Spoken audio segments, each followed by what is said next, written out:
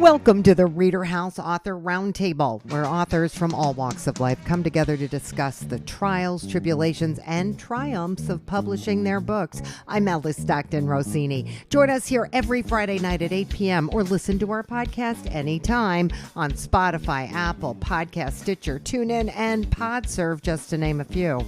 The Author Roundtable is sponsored by ReaderHouse Online Bookstore, where independent new authors come first. Does it make sense that sometimes you have an ache that needs a pill and sometimes you have an ache that needs a chiropractor? Or maybe you need a little bit of both, right? Pierce Waychoff, DC, or Doctor of Chiropractic, has found the balance that has eluded the medical profession forever. And he joins us to talk about his book, Medical Integration Model, as it pertains to musculoskeletal conditions. Yes. Sounds very lofty. Well, it's meant as a study guide, but hopefully it can help with the interaction between medical personnel and chiropractors. I guess you saw a need for this book. Yes. So I've been a chiropractor for 15 years, and 8 of those years I've been I've owned and been in a medically integrated practice. And the goal is that there is a need for this in our communities. Which means there's doctors, medical doctors interacting with chiropractors. Yes. Interacting with nutritionists? Yes. That's a great idea. Why isn't everybody doing that? Well, unfortunately, a lot of times medical practices or even medical personnel themselves almost practice like they're a frog in a well, which just means like a frog is in the well and they only see a little circle of the blue, but then of the blue sky. But as the rains come in, you see a whole world out there. And if we can be more integrative in our medical and diagnosing our pathologies and just helping the patients from all sorts of different backgrounds, it's just to the betterment of our patients that we see. Yeah, and for years, chiropractors got a bad rap, right? They were not recognized by the medical community as real, quote-unquote, doctors, right? Yep, you're exactly right. So, unfortunately, we're all to blame in this. Yeah, sometimes chiropractors are so standoffish with different medical doctors or different specialties. And the goal is to treat the patient. And if we can all work together, it's to the betterment of all of us, really. So tell me how you lay this all out in your book. Well, portions of it is a study guide for any practice who would like to become medically integrated. They can call me, or we can get together and we can help different practices become medically integrated. So a portion of the book is a study guide in order to help chiropractors. Maybe sometimes they are somewhat not as familiar or not as comfortable referring to medical providers. So we go over those conversations. We go over how to read x-rays at the bare minimum to just review different pathologies. And so that's how we do it. So you're saying chiropractors are reluctant to refer patients to medical doctors?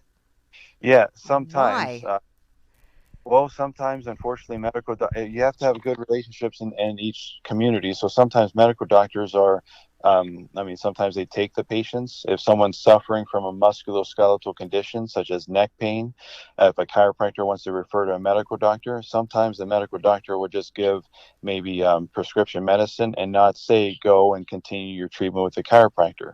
So sometimes it's just a disconnect between the two professions. So, it's just forging relationships. That's the goal of it, though. Just give me an example. So if a patient walks into, in this example, just be my office. In our office, we take x-rays first. And so we explain how if there is a misalignment regarding the spinal column, that can lead to neck pain. So we explain how an adjustment can help restore the neck mobility. And so if that occurs, then that is, of course, really good. But sometimes the patient needs some sort of additional medicine in order to help them along their treatment plan. And so it's just a very collaborative approach in order for favorable patient outcomes. So how were you able to build this collaborative approach?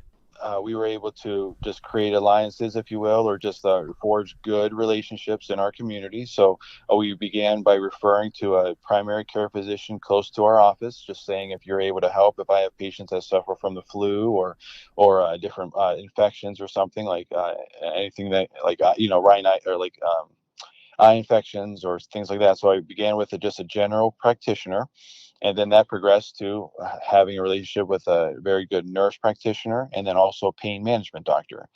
And so with chiropractic, it was just a natural progression because not everyone can be helped or helped to the best of their abilities by chiropractic alone. So, and then after that, we grew, and then we just started employing different specialties into our surgery center. And yeah, just sort of one thing after another there. Yeah. So now you're all under one roof, which you don't find everywhere. Am I right? Is it still kind of rare to find that? Oh yeah, yep. It's definitely rare to find that because with a very active, yeah. So now we have a surgery center, but we're able to have different avenues of patients that they can travel to, such as yeah, all under one roof. But say if someone's suffering from neck pain again, sometimes we start with adjustments. If they need a natural progression to maybe muscle or spinal injections, but the goal is everything is procedural based pain management, so it reduces the amount of opioids that patients are taking. So oxycodone and Vicodin, because everyone sort of knows this, but unfortunately, it's a miss or unfortunate truth, if you will, that once someone starts maybe prescription medicine, that is the ability to progress into further actions. So the goal is everything's procedural based pain management in order to reduce the opioid epidemic that is going all across this nation. So I guess there's a need for this book because if you go to chiropractic school, they're not going to teach you how you can integrate with a medical doctor, and if you go to medical school, they're not going to tell you how you can integrate with a chiropractor. Is that right? Oh yeah, you're exactly right. Because again, it's almost putting up walls, and again, the collaborative approach is what's best. Again, for the patient, that's what we're here to do. And there's so many patients, and even that we talk a little bit about this in the book as well, as far as personal injury, like car accident patients, or even workers' compensation patients that have people have been hurt on the job site. Sometimes the employers or sometimes the attorneys just say go to a pain management doctor, and if the alignment is not corrected, the inflammation will still be present. And yeah, there has to be so much more of a approach, a multidisciplinary approach. It sounds like there needs to be more than a book. Are you going to start doing seminars on this? I mean, really, it sounds like there needs to be like a whole nother school. Like you're opening up a whole nother school of thought, which is unbelievable to me because I would think the average person who, I have benefited from chiropractors, I have benefited from medical doctors. I have a chiropractor who has no problem saying to me, Alice, we can't fix that. You're going to have to go see your doctor. Or we've Oh done yeah, everything we can here. It might be more medically based than chiropractic based. So yeah, that's yeah, unfortunate that that's still the exception and not the rule. yeah. Oh yeah, yeah. Again, you're exactly right because unfortunately, it is the exception, and yeah, the more we work together. And to answer your question, yeah, this was the beginning portion, just yeah, with publishing the book and doing this, of course. But yeah, I would like to do instructional or informational videos and be able to have a multidisciplinary approach. And this is what is needed. Yeah. I mean, I would think, do patients come in and say, hey, how about if I go see a chiropractor? Or, hey, like, aren't patients, we have access to the internet. We can come in and say, hey, I don't want to take meds. Do patients ask for this integrated management? Yeah, yeah, we see with our new patients that come in, some are, yeah, some are actually taking medicine or on opioids just due to an injury or due to something, and but I just say just continue with your medical provider, and then as you feel better, because a lot of it again is rehabilitative in nature. So as your muscles in your back, such as the back stabilizing exercises, as they stabilize, you should be able to reduce your medication, and then that's on a case by case basis. That's between you and your doctor. So yeah, there's conversations like that every day, And the goal is to, again, reduce opioids, but just reduce it naturally as your body improves in stability and function. Yeah. Well, that's a good sign. Yeah. Oh, it is. It's really quite rewarding because so many people think it's like, we're not trying to do anything other than just, reducing the function of the body. I mean, it doesn't. Yeah. I know. And why wouldn't you want to feel the best you can possibly feel? Oh, yeah. Yeah. Right? And you can't put a price tag on, how you feel, and how you feel when you wake up in the mornings and your function of your daily activities. And that's what we want to improve. Yeah. Are you getting responses? Are doctors and chiropractors, do you send this book to their office, or how you getting the word out? Yeah, well, right now it's just basically word of mouth. So, for example, we have an active surgery center. So I was working with a neurosurgeon just yesterday, and I on this particular day, just yesterday, just helped with the day-to-day operations, such as just patient flow of our facility. But today I'm seeing patients as a chiropractor. So, but it's just word of mouth. I talked with 2 other nurse practitioners, but I will be sending this book out to different practices, and again with the videos, and just growing it grassroots basically now. Where are you located? Located in Phoenix, Arizona. So Phoenix, Arizona is where we can find real integrated medicine. Yes. Mm-hmm. All right, Pierce. Thank you so much. It's very interesting. I love this topic. Well, no, thank you very much for the phone call, and the pleasure's mine. All right. If you love sports, particularly the Dodgers, you're going to love our next book. Always turn down the first offer. Memoirs of a Sportscaster. Hello. Hello, Tony Hernandez. How you doing? I'm doing really well. You were a sportscaster in New York, right? A generation ago or 2.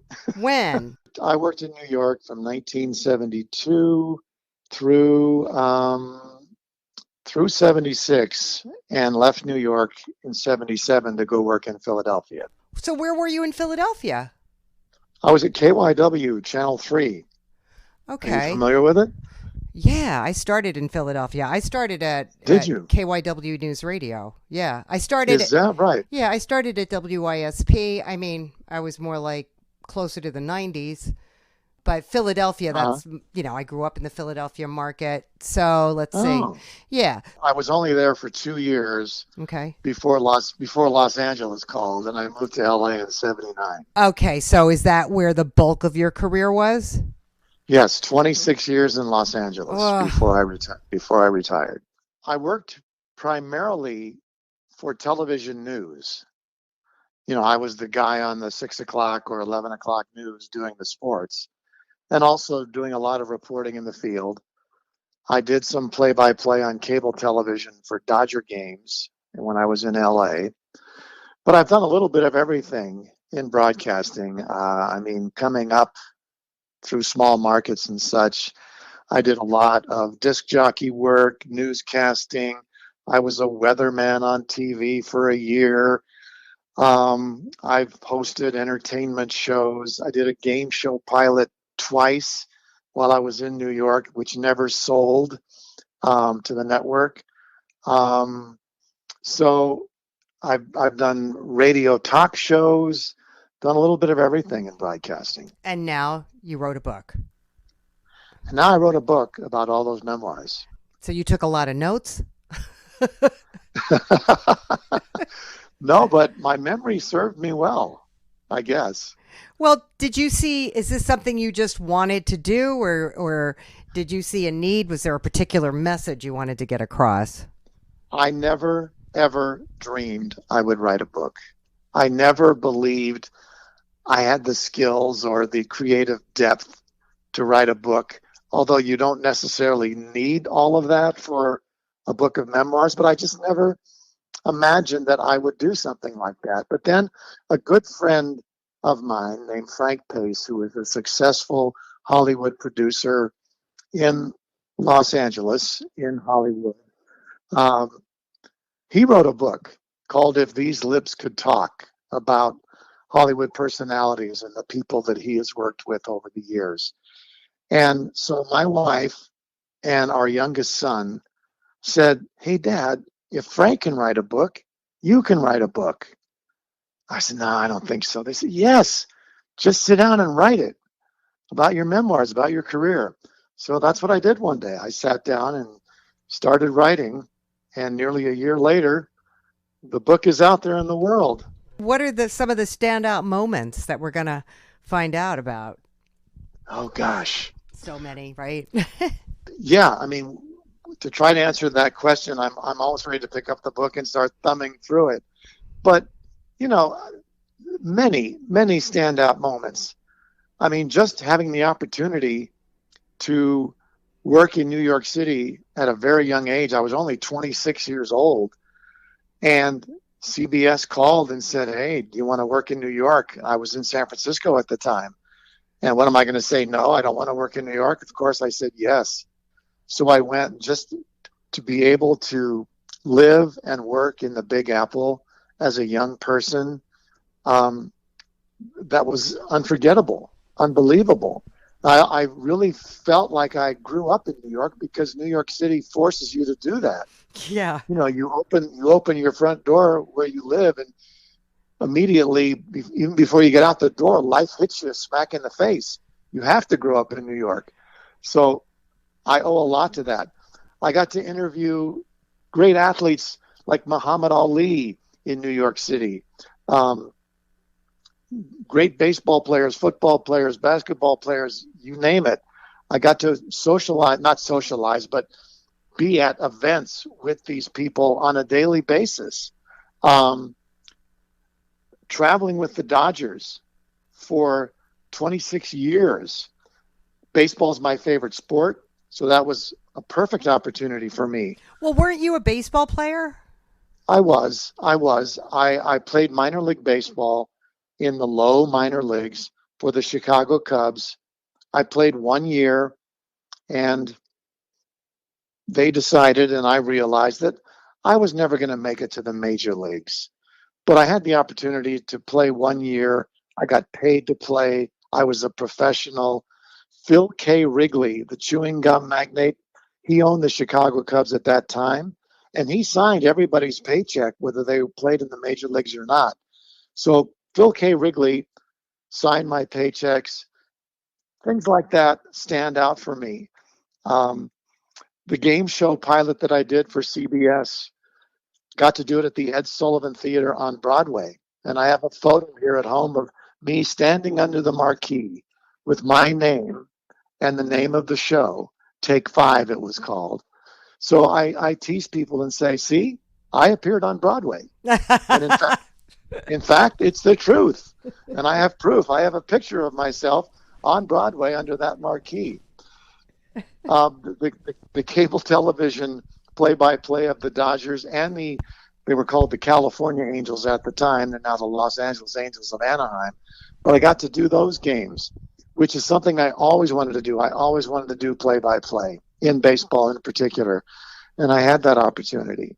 And I got paid to watch games. Come on.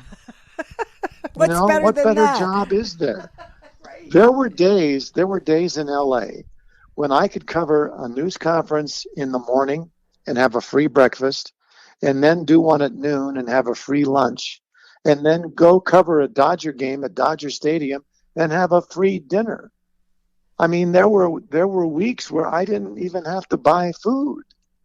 That all changed with the advent of cable television and satellite television, because there were so many media people after a while that ball clubs and organizations realized they just couldn't afford, they would say, to keep feeding everybody. So they started charging us a nominal amount of like $5 to go in and eat. But in the beginning, that wasn't the case.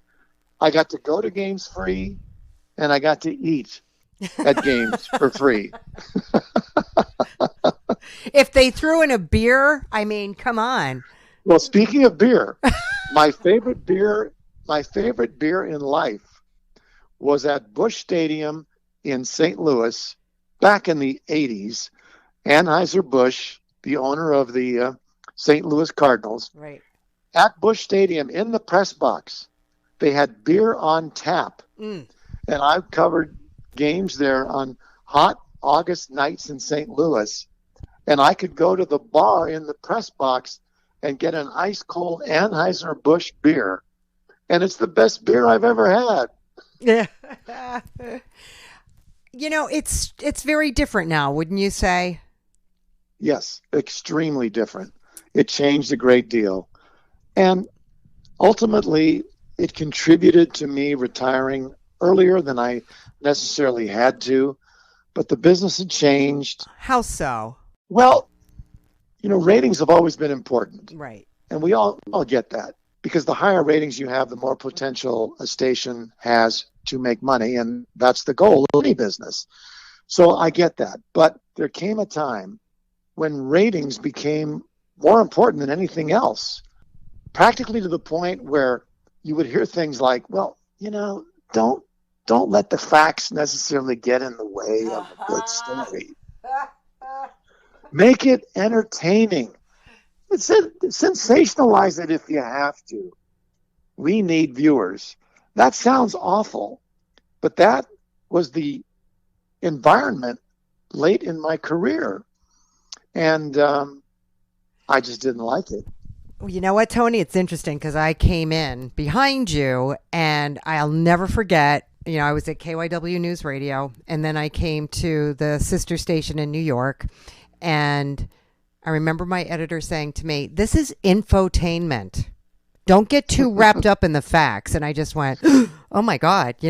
Straight out of college. Really? I thought I was, and it's been that my whole career, and it's and you wonder why people don't trust the news anymore because exactly, and it breaks my heart to hear that. Yeah, but it's okay.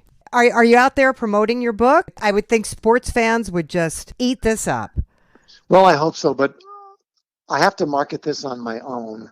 And that's the difficult part. I wasn't prepared for that. I really didn't have the foresight to realize that, hey, I can write it, but can I sell it? So that's the real hard part. I'm just hoping that sports fans, and not necessarily it doesn't have to be a sports fan to enjoy this book, but for sports fans, it's pretty much a nostalgic journey through a time that spans the late 60s to the early 2000s.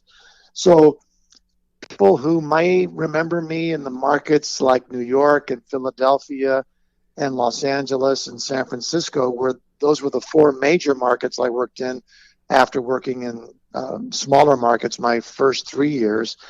I hope that they might remember me and take an interest in reading about the book because it presents memories for them as well. It also talks about how to get into the business for people who want to do that, right. What to look out for, the realities, the hard knocks, the dishonesty at times, the glamour at times. And it's not always glamorous, as you know.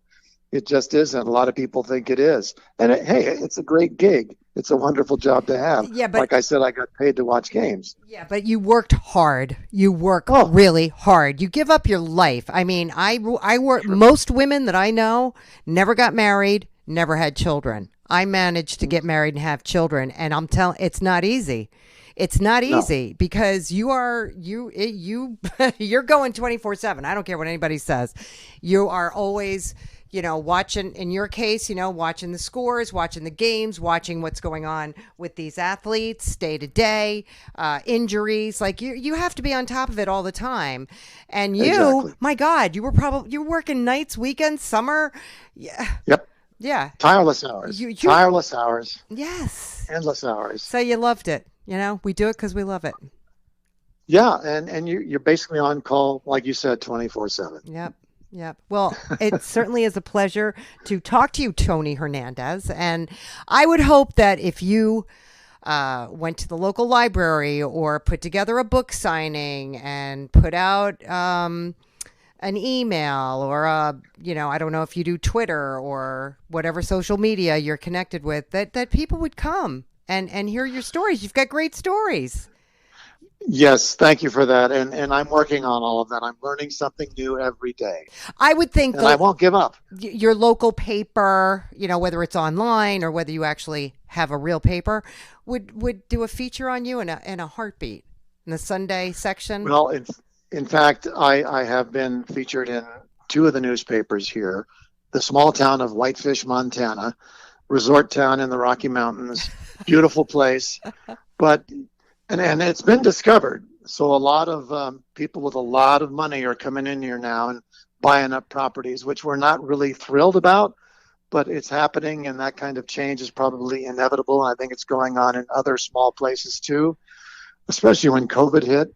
Yeah. People are looking to get out of the big markets and find something more comfortable and smallish. Right. So anyway, yeah, I have been featured, and it's a slow process, but it's very competitive, as you know. Yeah. And it's the kind of thing you just can't give up on it. No. You've got to keep working on it, which I plan to do. Yeah. Whitefish, Montana. All right. I'm coming out. Got to do You should. Put it on your list. All right. I will. All right, Tony. You take it easy. Thank you so much. I appreciate it. Have a great day. Thank you. Bye-bye. Bye. You may have noticed the United States has a habit of going into foreign countries, thinking we know what's best without any real knowledge or consideration. Maybe we have the knowledge, but we just don't consider culture, customs, history, how they view their world, how they view our world. Afghanistan is a great example, a country that has endured literally centuries of political unrest, tribal wars, and takeovers. So we could probably learn a lot from Afzal Nasiri and his book, Forced to Flee, A Tale of Two Afghan Refugees. It's a story of my father and myself. First, my father was born in Afghanistan. At age 12, he became a refugee in India, grew up there. And then I was born in India, and then I happened to go back to Afghanistan, but he sent me back. And then again, there were wars and coups in Afghanistan in 70s and 80s. So I had to leave Afghanistan and come back to India. And so that's the story. Yeah. What was it like living there? Oh, fine. It was my country, actually. My father had sent me there, and my forefathers were buried there. So naturally, it had my roots. So it was very nice. Things were very smooth. However, life became tough after the coup in 1973. And then a new government came. The king was removed. So all that created problems for peaceful living in Kabul, and there were 5 coups during my 9 years stay in Kabul. 5 coups d'etats and 5 new presidents. When I left Kabul in 1980, come back to India. And then when did you come to the United States? Oh, I came to the United States. It was 12th of January 1981, arrived in Los Angeles. And then from there, we moved on to New Jersey on 13th of January 1981. You came to New Jersey. Right, New Jersey. And from New Jersey, we were there for a few years. Then I moved to Syracuse, New York for my job. And then I was there for 10, 12 years, and then moved to Virginia for the job because I joined State Farm Insurance Company, and I was there for I had 2 agencies, one in Fairfax, one in Manassas, and finally I gave up all that and retired in end of 2019. And since then I've been at home and I've been writing the book, and I published it finally. But this is a 3-dimensional book. One is it's cultural, it's historical, and it's political. What I have done is written my memoirs from the age when I was able to write, and then I have taken that and written it in the form of episodes. So I have like a cultural episode, and I have historical episodes, and I have political episodes. So while I was living there, whatever government was in power, I wrote about the politics of that time. And as as these people staged another coup or whatever, I went with the history. So I wrote history in the book, History of Afghanistan, for during 9 years when I was there, from 1971 to 1980. I have the history of Afghanistan, and also I have a historical background there, and I also had political developments in the country. You will find in my book how a cultural tension appears when the two civilizations come face to face each other. My mother was from India, my father was from Afghanistan. So always we had those cultural tidbits in the house. Like my mother would cook food, it would be Indian dishes like Mughlai dishes and all that, because she was born in India. And my father came from Afghanistan, so he liked Afghan dishes. So it was always a conflict of culture.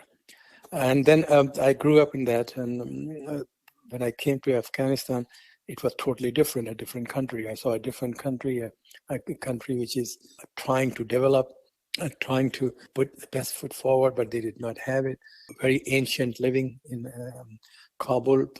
From the kind of, if you left Kabul, went 5 or 10 miles towards the countryside, it was like ancient history. So all that I have brought in there, and then how I returned, what happened during the coup. And then I became a journalist. I was the editor of Kabul Times.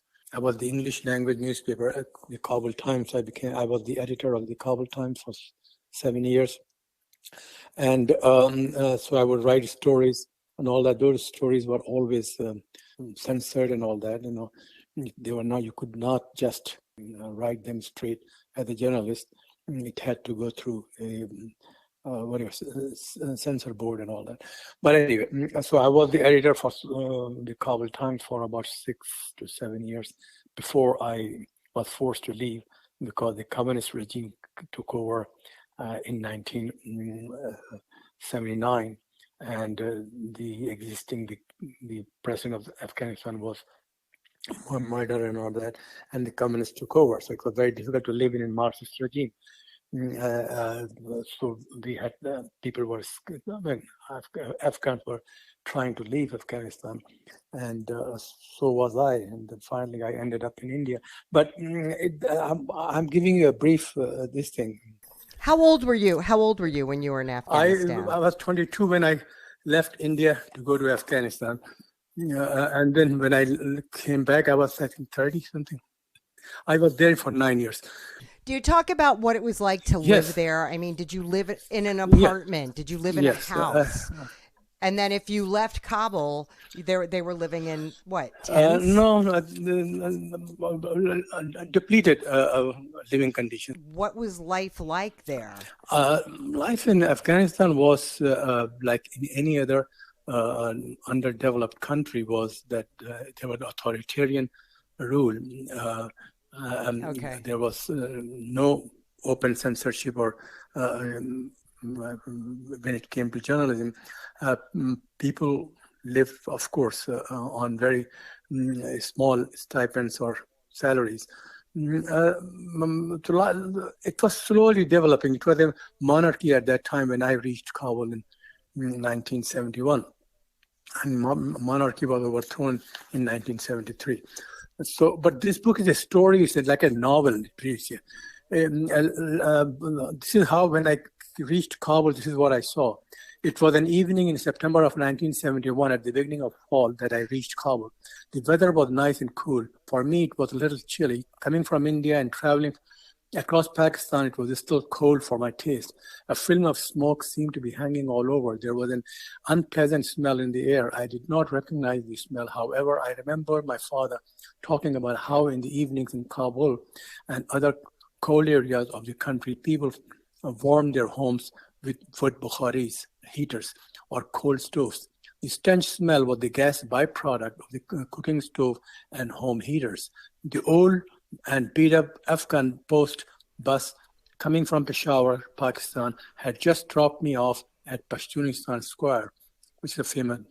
From Peshawar to Kabul, almost a 5 to 6 hour ride through winding passes and dangerous-looking valleys and mountains with large tracts of barren land. Whilst it was picturesque, it seemed the artist was short on color green. I sat silently reflecting on my life and future which awaited me. Pashtunistan Square seemed to be the hub of activity in those days. Passengers coming from Pakistan were dropped off here. From there, they proceeded to their destinations. It was close to the King's Palace, popularly known as Urg, a grey-looking building, heavily fortified and short of greenery. I was supposed to have arrived 2 days earlier. However, at the border of Afghanistan and Pakistan, the Afghan customs official Gumruk sent me back to the. So the story goes on like that, and then I don't want to read the whole thing. And then I come back to my early education. That I went to a British school, St. Joseph's in India. So you're just trying to give us a feel for what Afghanistan was like in those years up to 1980. Yeah. Now, will you give us the rest of the story in another novel? Or that'll be in another novel. Now, here I'm just trying to tell you what, for example, why Afghanistan was in such a condition the way it is now. I'm telling the reader that when Britain occupied Afghanistan, what the Afghans did was pick up arms, fight, and kill the British army, and total annihilated the 16,000 strong British forces in Afghanistan, and they did not let them settle. Just like what happened to Americans, they had to leave after so many years. But in India, it was totally different. The British army and the British settled in India. They brought their culture, they brought their development. They let the country be educated. They built education centers and all that. And Indians were taught and in modern technology and literature. And what the result was, after India was freed in 1947, they had an army of engineers and doctors and this and well-read people who took over the the reign of the government, and India it still remains a democracy. But in Afghanistan, that did not happen. In India, the British built train routes, road network, and all that. But in Afghanistan, there is no train system. They're not very rudimentary road system, which the Soviets built. It's. So you draw comparisons between the two countries. Why Afghanistan is so backward now? This is the result of the 100 years back when it was not able to enjoy the fruits of like British labor of new technology and everything. Afghanistan remained very rudimentary. And what effect was there? There could have been a religious effect of the religion and all that. So I talk about that also. So Afghans fought British rule tooth and nail, while India embraced it, and so you're drawing the distinctions between the two countries. I find it really interesting, and it must have been painful for you to look back on. It's I mean, for me it was so difficult because I left India after going to college and everything and having a degree in political science and all. But when I came back to Afghanistan, there was nothing where you could say that they're building a infrastructure or doing. Mostly it was kind of a layback, people just going to work if they had a job. If not, then just stay on their land and eating fruits and dry nuts and this and that, and like a special kind of food. But there was no vision in anything. Nobody has the vision. What happens 50 years from now? What happens 100 years from now? What happens 20 years from now? Right. They were just passing that day, and again in the morning start all over again instead of being innovative, so that's what I found in Afghanistan at that time. And when after the Soviet invasion and after the communist coup, I was done with coups, because within 9 years I saw 5 changes of the government and 6 new presidents. So we knew the country is not going anywhere, and that's exactly what happened. I'm talking of 1980. After that, there was a war. The Russian war was there, and after that, the Americans thought that they can take care of things because they are different, which was not. I mean, and they in there in 20 years, and they fed Afghan psyche for whatever it was, and then they took money. I mean, they poured in money in Afghanistan in billions and billions, and made all people corrupt. I mean, people had no directions anyway. They had no vision anyway. They saw free money, and everybody started looting. And this is when you're talking about when the Americans came over. When the Americans came. But you asked me the question about the Americans. That's what. Right. The Americans did a big blunder, and they made the whole nation a group of thieves, and they turned them into greedy people, and including the president. Look at Zelensky. He's an Ukrainian president. He's fighting tooth and nail with the Russians, and he's willing to die for his country. And while in Afghanistan, that spirit was not there. As soon as they saw the Americans leave, everybody started escaping and flying away, fleeing away from Afghanistan, and taking money with them. So even today, I was reading an article. It was about somebody named Sarah Chansey or something, and they were talking about $854 million was siphoned off in Afghanistan in 2021, because the president of Afghanistan was also involved with this, and all these big names, big shots, whom American gave shelter and everything, and they all took money and went to Dubai and went to UAE and all these places, and to Kazakhstan and Uzbekistan, and took with them as much money as they could. Even the president ran away. I mean, after. So that's what happened with this fiasco of Afghanistan, the United States. Because, as you mentioned earlier, the Americans have what you call arrogancy, which they don't realize that they're arrogant. Yeah. And yep. It's been said. It's been said. I can't wait to see how you put your next book together, because that's when you're going to get into the American exactly. occupation. That should be interesting. Yes. Listen, thank you so much. I enjoyed talking to you. Good luck promoting this book. Right. I think you should be in a history class somewhere. That's Middle Eastern studies. Exactly. You're right. I mean, because Americans have a bad habit of thinking we're always right, and we don't understand the tribal cultures. No, not at all. Of places not like. At all. Of Afghanistan. Anyway, thank you so much. I appreciate that. Different Days Go Different Ways is the name of our next book, and no one knows that better than Alexis Laborn, mother of how many kids? I have 4 children, so they go through so many different emotions throughout the days. How old are they? Yeah.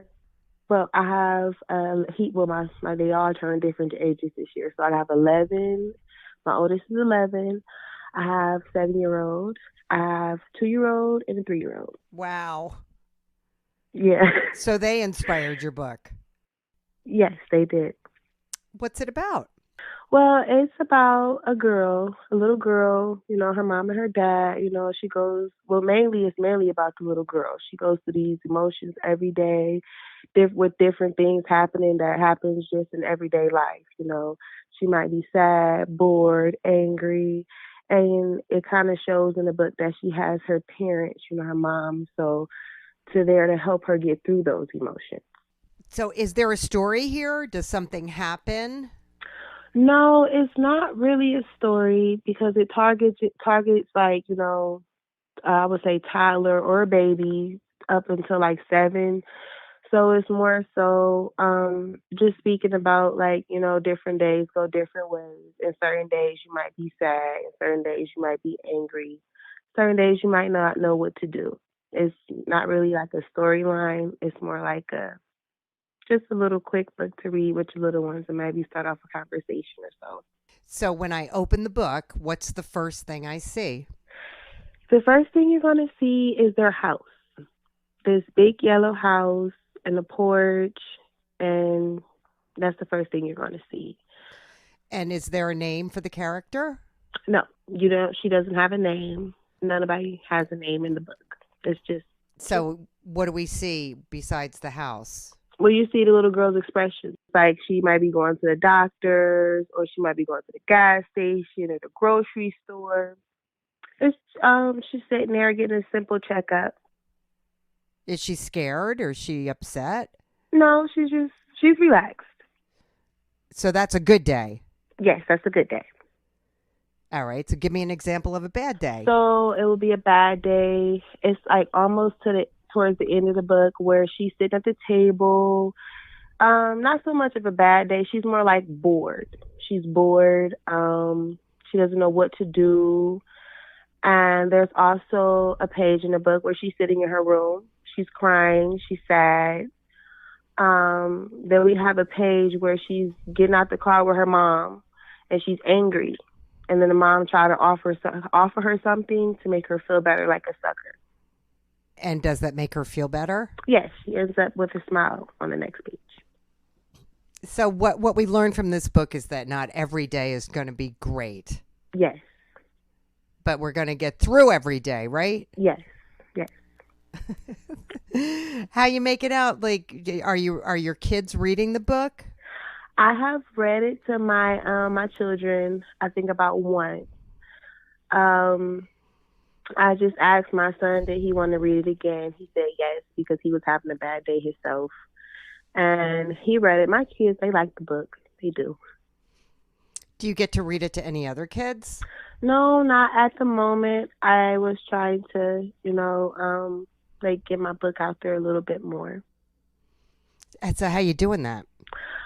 I am trying to learn how to do that because my first thought was just to write a book, get it published. And now I'm in the process of learning on like how do I promote my book.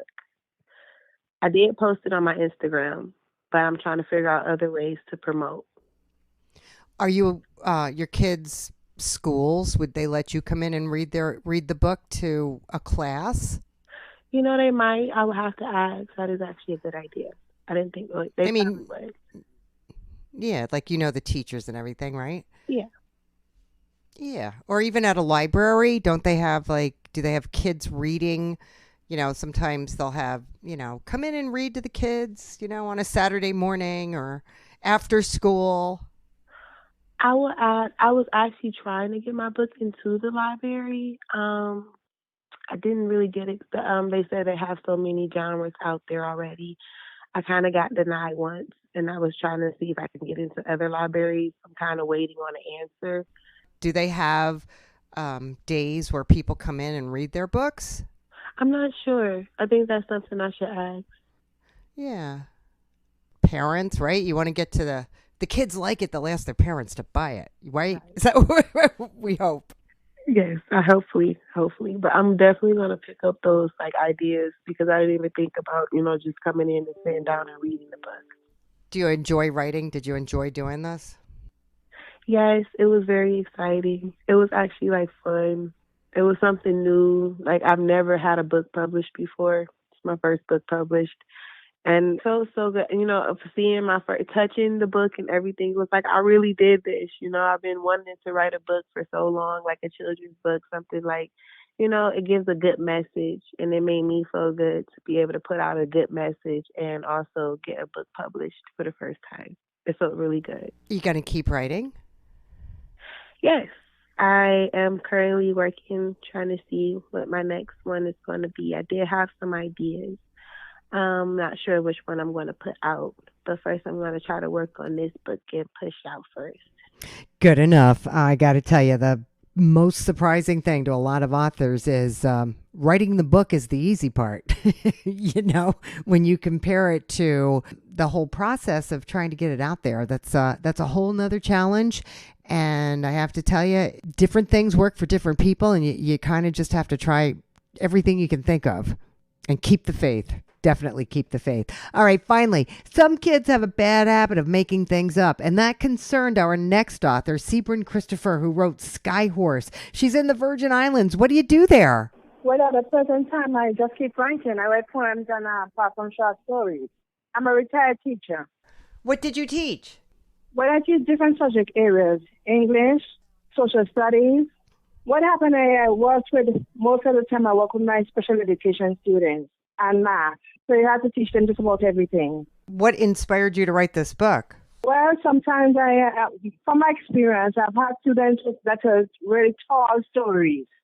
And so I just wanted to show that sometimes when you tell stories, you can have consequences as a result of it. So I just decided to write it so that at least students would learn that they should be truthful at all times. So tell me about your book. Who's your main character? The main character is Skyhorse. What Skyhorse is, it's a horse that was born with wings. So he can fly and go to different places and meet have different experiences with other animals. And so he will come back and brag about where he's been and what he did and, different kind of food and everything. And they were not true. But some of his friends believed him and some didn't. So as a result of that, he wanted to prove that he was telling the truth and he could do certain things that really he couldn't. And as a result of that, he ended up with problems where he was actually changed. He was warned, but he thought that he could get away with it, so he paid for it with his life. What happened? He accepted a challenge that he could fly to the sun. That he could fly to the sun? Yes, and come back. And others tried to warn him that it's not a good idea. And he told him, he always go to different places and see different people. I should say different animals. And he attempted to do it. And as a result, there were changes in his life. So that's what happened with Skyhorse. But you actually have to read the book to know exactly what happened to him in the end.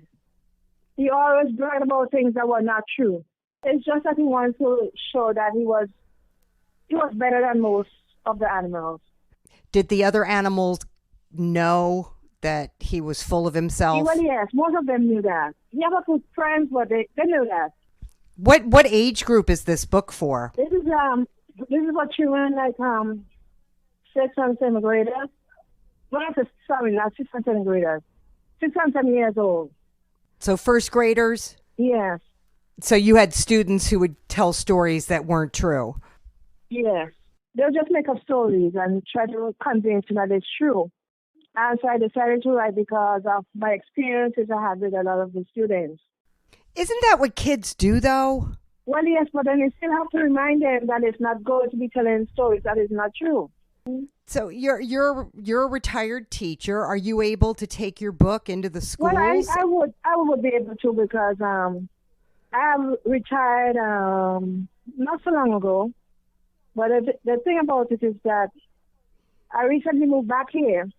I used to work in the States, and then I came back to the Virgin Islands recently.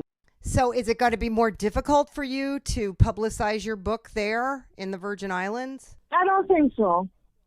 Okay. People know you there. You have family and friends and... Yeah, I have family and friends. Yes. All right, Cybren, thank you. And we hope you enjoyed this edition of the ReaderHouse Author Roundtable, where authors from all walks of life come together to discuss the trials, tribulations, and triumphs of publishing their books. I'm Alice Stockton Rossini. We hope to see you back here every Friday night at 8 p.m. or listen to our podcast anytime on Spotify, Apple Podcasts, Stitcher, TuneIn, and PodServe, just to name a few. The Author Roundtable is sponsored by ReaderHouse Online Bookstore, where independent new authors come first.